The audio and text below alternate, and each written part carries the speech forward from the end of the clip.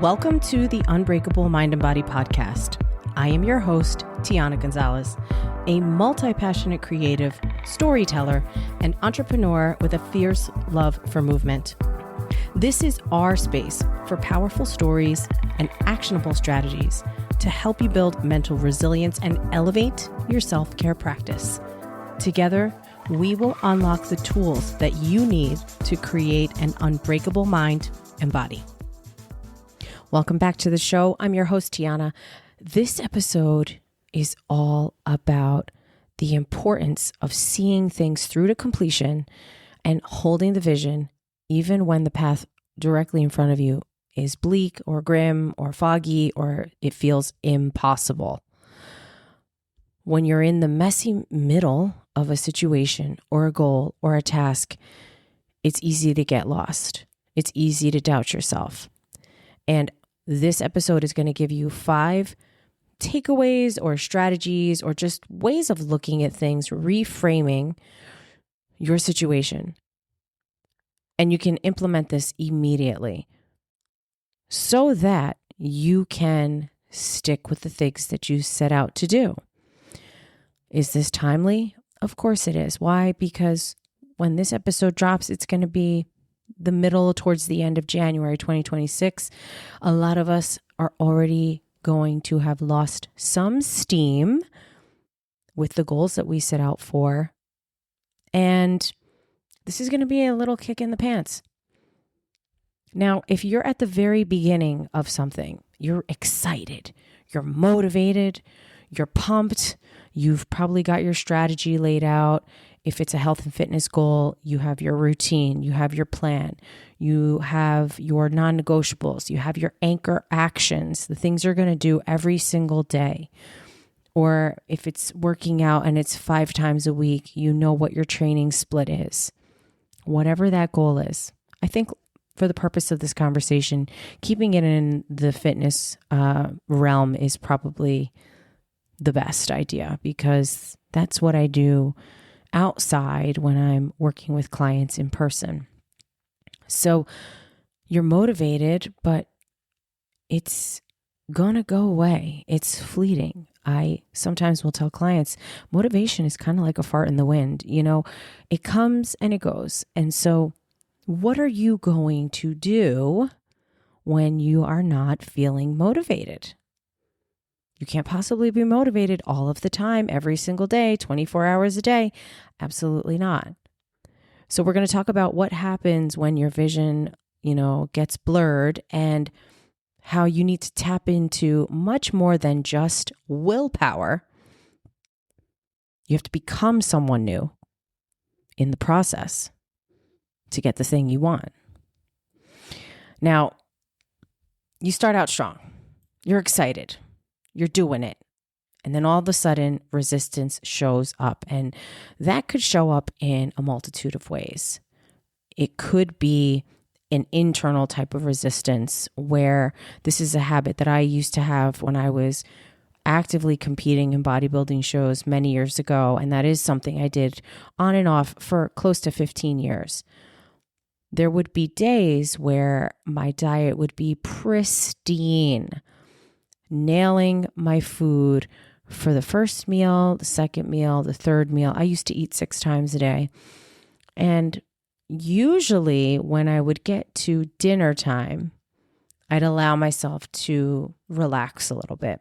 So I would still eat very healthy and clean, but I'd have something like just right outside of, the boundaries or the margins of what is acceptable to my idea of what I need to do in order to get on stage and or whatever plan my coach at the time laid out for me. Now, truth be told, I did not work with a coach for most of my bodybuilding career. I did a lot of it myself, or the person I was dating at the time was helping me out. So I didn't really feel like I had to answer to anybody, but I had to answer to myself, and I had to go to sleep at night. And so an example of this would be, let's say, this is going to sound really silly to some people, but let's just say I would eat a bigger portion of complex carbohydrates on my plate, or I would have a little bit extra nuts in my salad or extra olive oil. And so this is extra calories that were not accounted for all day.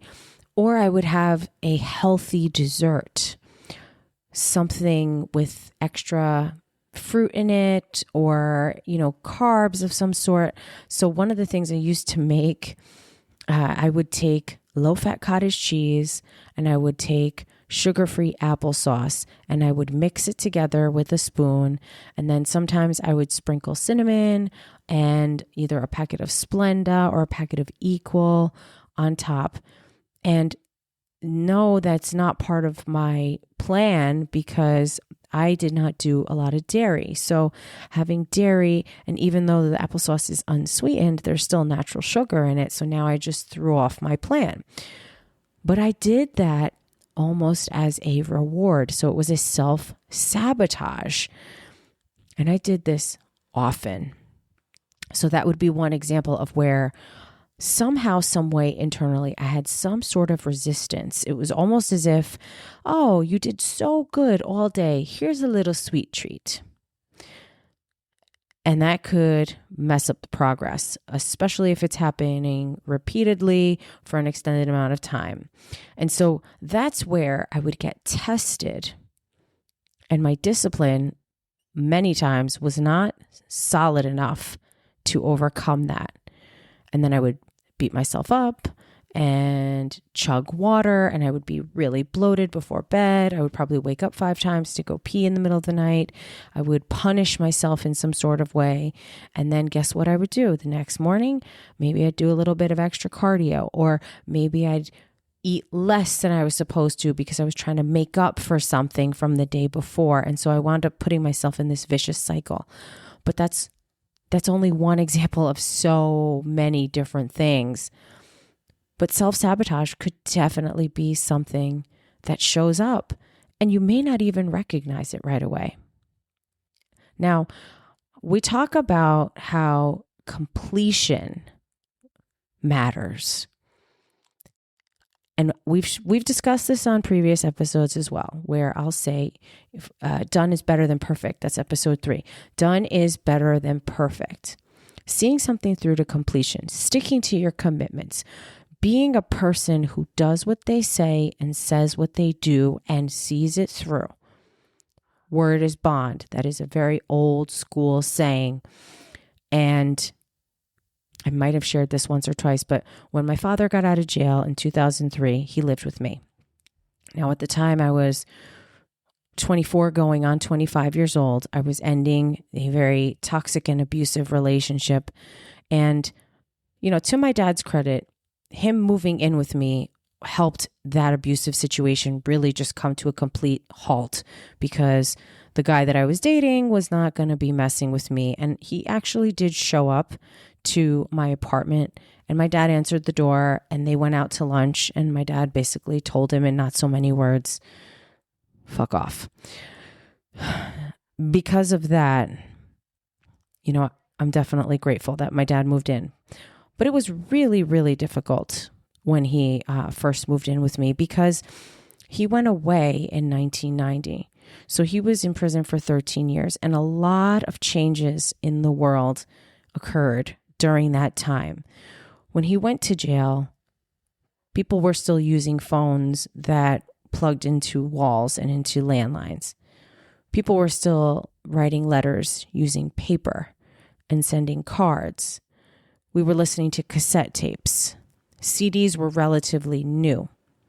Now he comes home and we have phones in our pockets, and this is just one example of many. And the way that people did things was very different.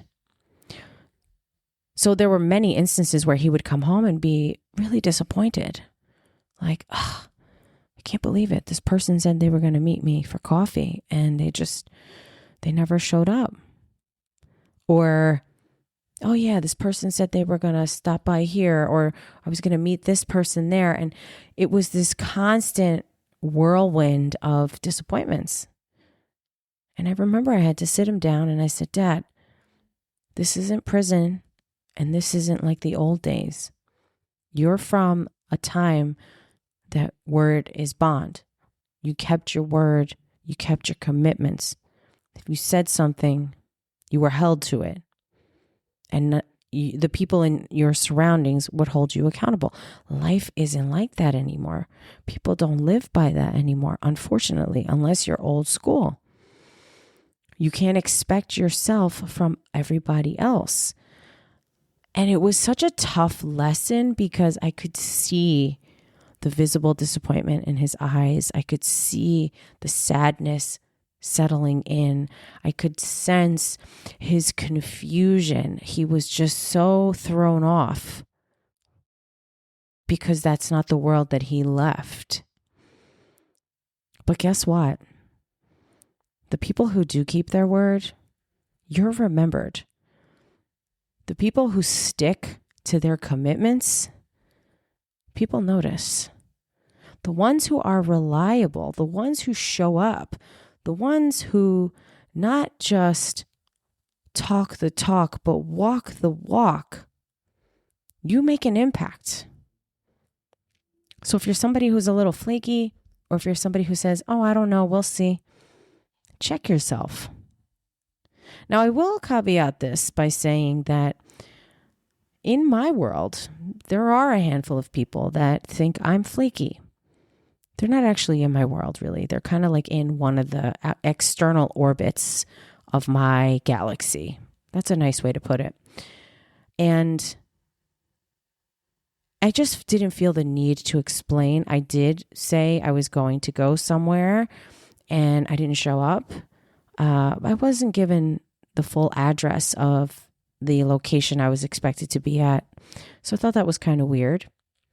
And then with the same person, not too long after that day where I let him down, about a week or two later, I got aggressive messages and he was like, well, I'm going to go do what we said we're going to do. And it didn't work for me the day and time. And I didn't respond. I didn't react. And I didn't explain myself because I'm a 47-year-old adult. I ain't explaining myself to nobody. So this person is a very distant acquaintance and I don't really give a shit what they think. They think I'm flaky and I'm okay with that because I know that I'm not. But going back to what's important for you. Now, what are you going to do when things feel fuzzy or far away or it feels like there's no point because your goal is just so far off? You have to come back to the why. You have to think about what the purpose is. You have to remember what got you started in the first place. And if you were inspired by someone else, go back to maybe that piece of content or that story or that video or that podcast that got you excited in the first place and revisit it. You don't need new motivation. You need to go back to the reminders of what got you started, the reminders of what matters to you, the reminders of why you're there in the first place.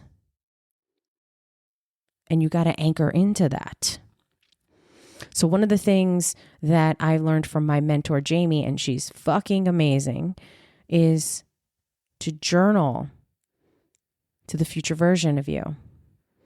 The version of you that already has the thing you're working on, the version of you that's already living the life you're dreaming of, the version of you that's making the kind of money you want to be making, doing the things you want to be doing, living that lifestyle.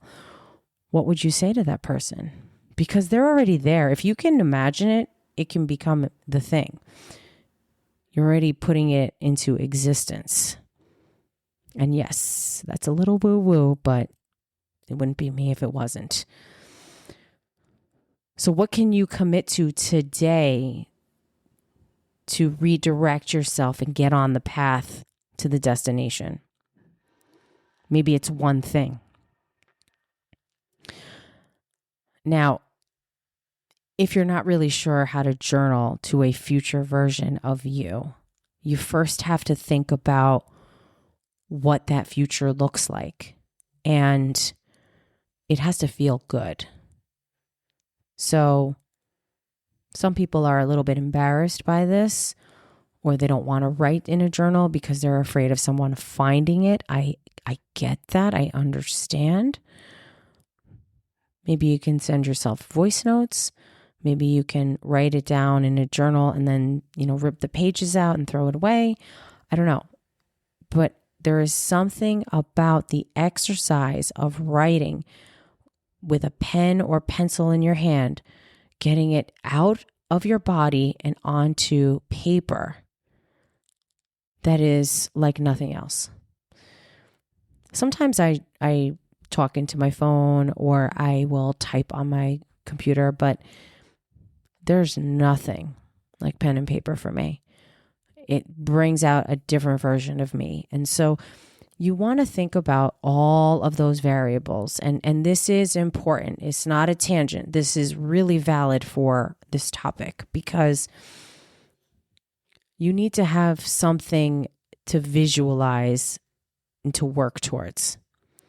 When I was prepping for bodybuilding shows, I would visualize myself hitting the mandatory poses on stage and what that would feel like.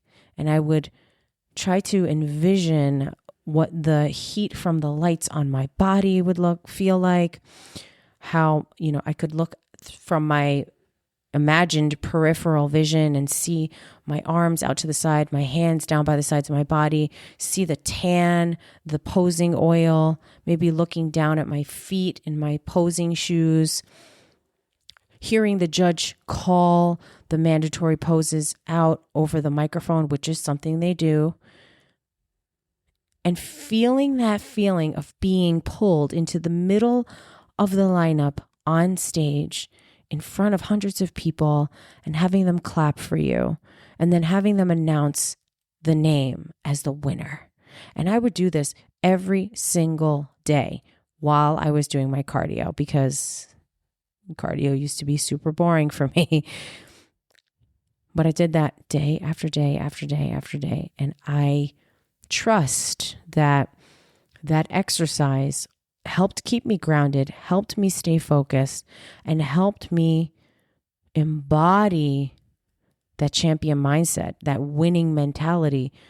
Because the day of that show, I remember so vividly, this was the show that was sort of my comeback from competing because I took a long break.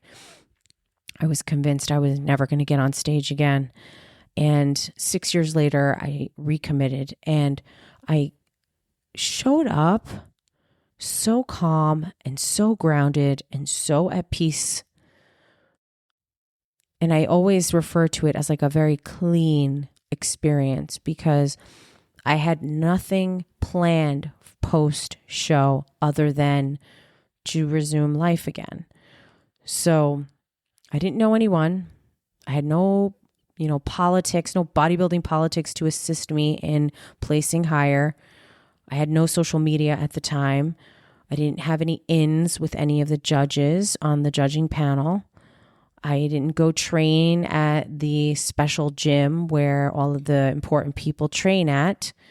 I did not have the opportunity to get someone to give me professional critique on my physique beforehand because I just lived too far and it wasn't feasible for me. But I showed up that day so chill, so sure that this was going to be a great day. And mind you, I also had just broken up with my boyfriend a week prior.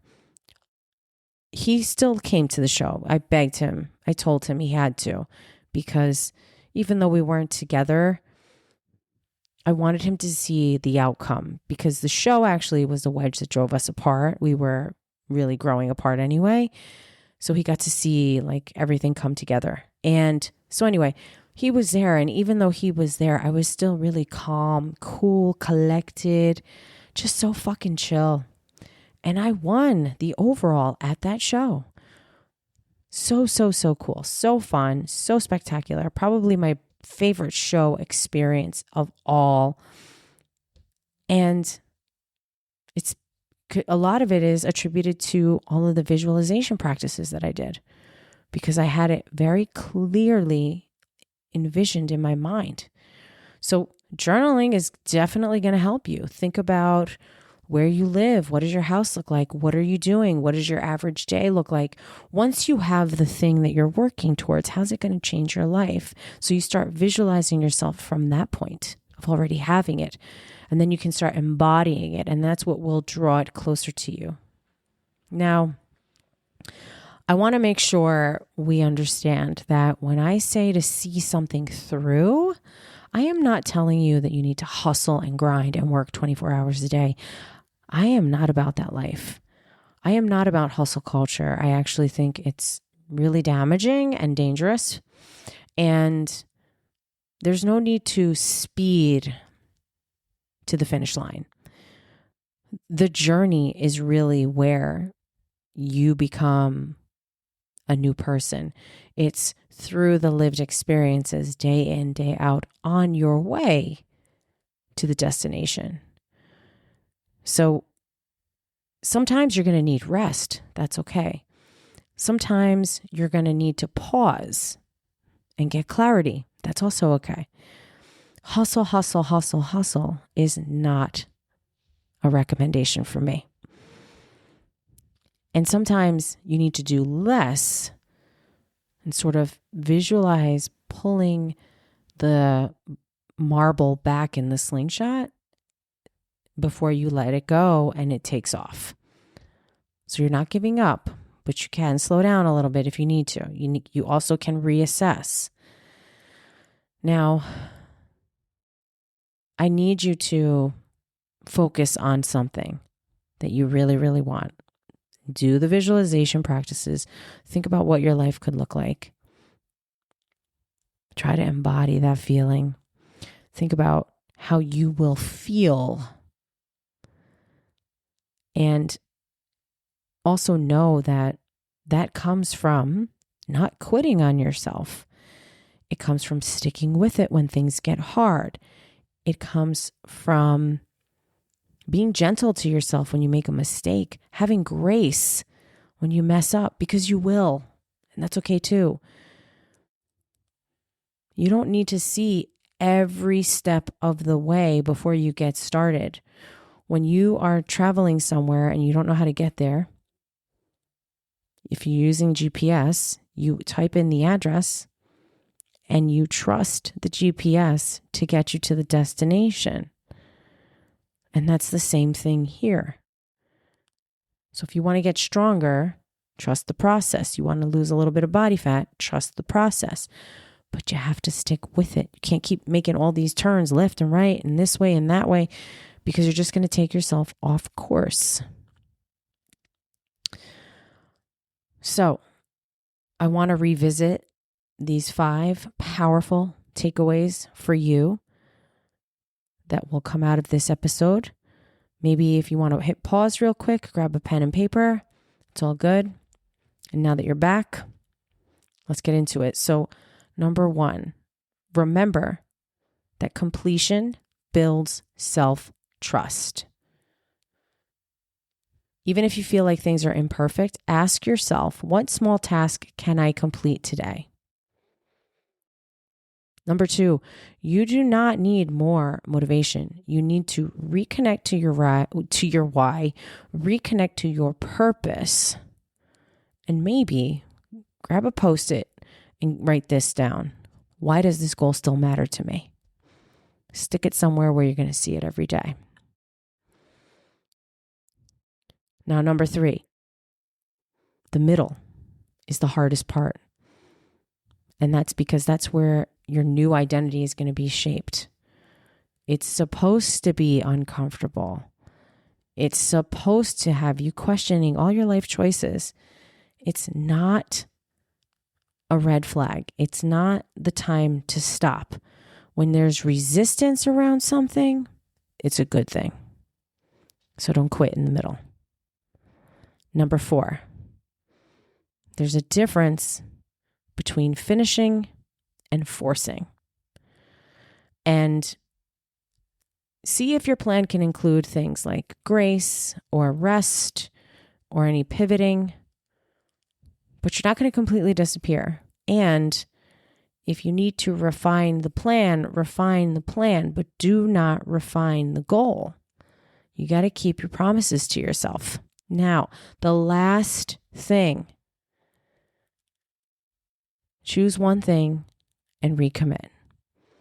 Maybe just for today, ask yourself, what does completion look like in this season and how can I meet myself there?